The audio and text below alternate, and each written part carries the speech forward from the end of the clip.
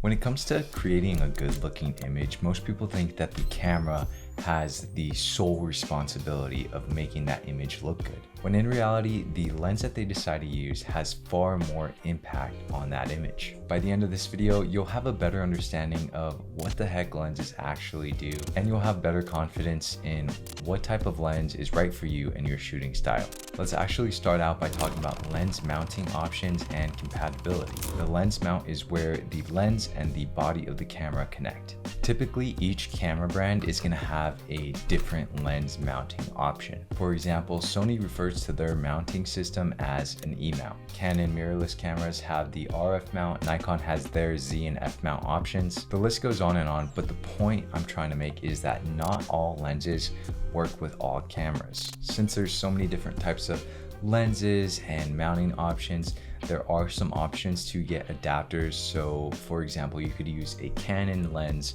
on a Sony body. Even though this is an option that you could use, I don't typically like to recommend it because it impacts the camera's autofocus. If autofocus isn't a huge priority for you, then it's not really something that you need to worry about. But I think for a majority of the content creators out there, they need really good, reliable autofocus, and anything that can get in the way of that camera's autofocus, like an incompatible lens, it's gonna make that whole creative process that much more frustrating when your camera's going in and out of focus. I'm not completely trashing the idea of using brand A lens with brand B camera body. For example, there's some really cool things that you could do with older lenses. This lens right here is a Pentax 50mm 1.7, and typically you'd use something like this lens with an older film camera. However, I got this adapter though that I could use for my Sony cameras. With this option, I'm able to get those really cool characteristics, which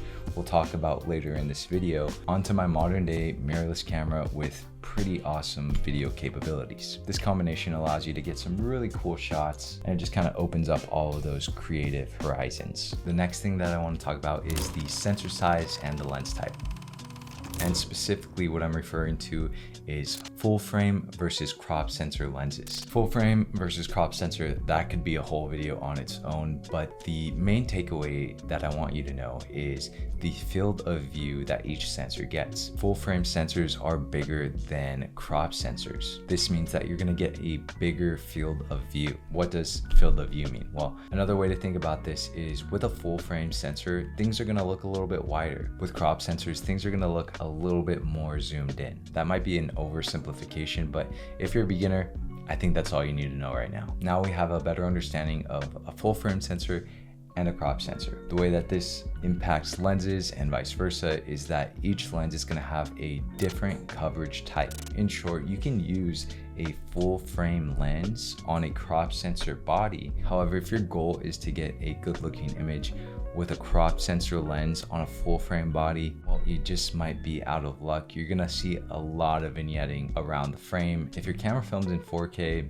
this might not be an issue. You could zoom in your editing software. But when you're picking a camera body, when you're picking a sensor, in my opinion, you should want to use all of that sensor's goodness. Fixing it in post isn't something that I recommend, but it's something that you can do. Next, let's talk about focal length and lens categories. What the heck does focal length mean? The focal length is responsible for how wide or how zoomed in a shot is. We can put these lenses into different categories based on their focal lengths. So we have our wide angle lenses, and this typically covers anything from 16 to 35 millimeters. This focal length is great for capturing landscapes and if you're in a really tight space. So this is a go-to focal length for things like vlogging, getting that nice wide angle where it's able to capture both you and the background. It's a favorite among real estate videographers because they're able to get those really nice larger than life shots in a really small space. It's also just a great focal length to use for establishing a scene. Next up is our standard lenses, which covers anything between 35 millimeters and 70 millimeters, give or take. This is a great focal length to work with because it's the most natural to what your eye sees. Next up is telephoto, and this is typically anything above 70 millimeters. With this focal length, it's great for portraits. It's great for capturing things that are out in the distance, and it just provides a bunch of that background compression onto your image. Next category is going to be macro lenses. Macro lenses work great for extreme close-ups and detail shots. They're great for capturing a perspective that you normally wouldn't see with just your naked eye. Let's talk a little bit about distortion versus compression. Wide lenses are typically gonna distort your image. It's gonna give it that fisheye effect, especially around the edges of the frame. Things are gonna look a little bit stretched out, a little wonky. Now, this could be something that you might want for your image or something that you don't, which is why people choose different lenses for different looks in different cases. So wide angle lenses typically distort your image. Telephoto lenses typically compress your image. It makes everything look really squished together. And like I said before, this is great for portraits and capturing faces. It gives you a good shot while making the background look nice and blurry, especially if you have a low aperture like 2.8 or faster. And if you don't know what aperture is, I'm happy to explain it for you. Each lens contains kind of like this window that can open up and close down. It lets a certain amount of light through the lens to be able to touch that camera sensor. It uses these things called blades, which can open up and allow more light to pass through, or it can get really narrow, letting less light through and making the image darker. The amount of that openness or narrowness is referred to as the f-stop. The lower the f-stop number is, the more light is being passed through the lens. When you're able to achieve a f-stop of f2, f1.8, you're able to let a lot of light pass through, and it actually makes the background more blurry. You could think of this as cinematic or portrait mode if you're used to using an iPhone. On the flip side, if the f-stop is closer to something like 5.6, f8, if that number keeps getting bigger, it means there's going to be less light passing through the lens. It makes the image darker, and it gets rid of that blurry background, making everything more in focus. Photographers, videographers, and cinematographers typically want that background blur. It makes things just a little bit more cinematic. It brings focus to your subject. Overall, it just makes the whole image look more professional. Next, let's talk about zooms versus primes. As the zoom name implies, you're going to be able to zoom in using your lens. I love zoom lenses because they are just so convenient, especially if you find yourself in run and gun situations, or maybe you like to travel, you don't want to be swapping lenses out in the field.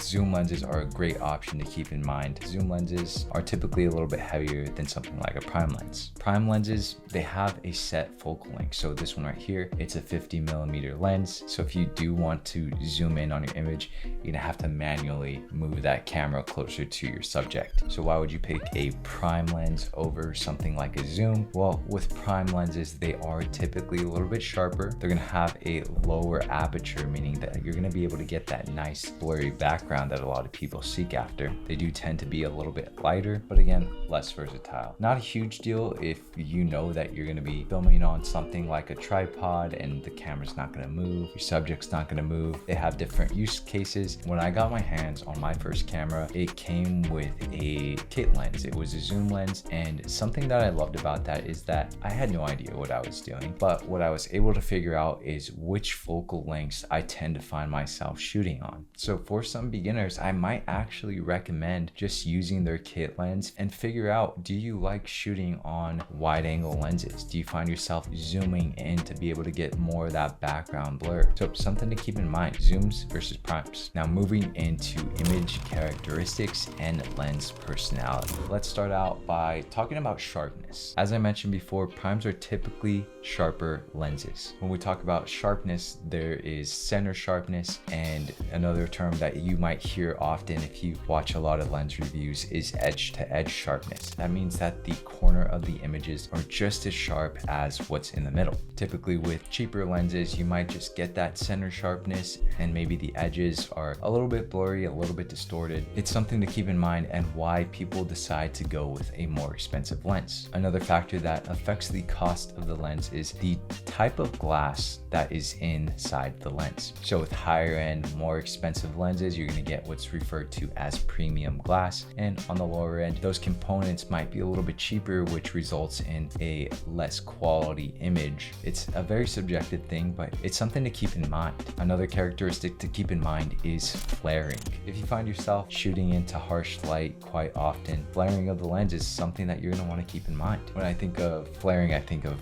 James Cameron movies and big movies in Hollywood where there's these crazy intense light flares that just go across the whole screen. Some people might like that. Some people might think that it's a little bit too stylistic and they want something a little bit more neutral. What I kind of desire when it comes to flaring is something a little bit neutral. It looks cool, but it doesn't take away from the story that I'm trying to tell. I'm trying to make sure that if I am shooting into the sun, that it doesn't completely wash out the whole image, taking away the contrast, the color. I just want something clean, neutral, and then I can kind of get a little bit more experimental from there. We talked about that nice blurry background before, and that's referred to as bokeh. Some people call it bokeh, tomato. It's the same thing. It refers to that blurry background. Now, the modern day expensive lens that you would throw on a camera has some nice bokeh. It's smooth, it's buttery, might look a little bit digital, whereas something like a vintage lens, it might have a little bit more style, a little bit more pizzazz, if you will.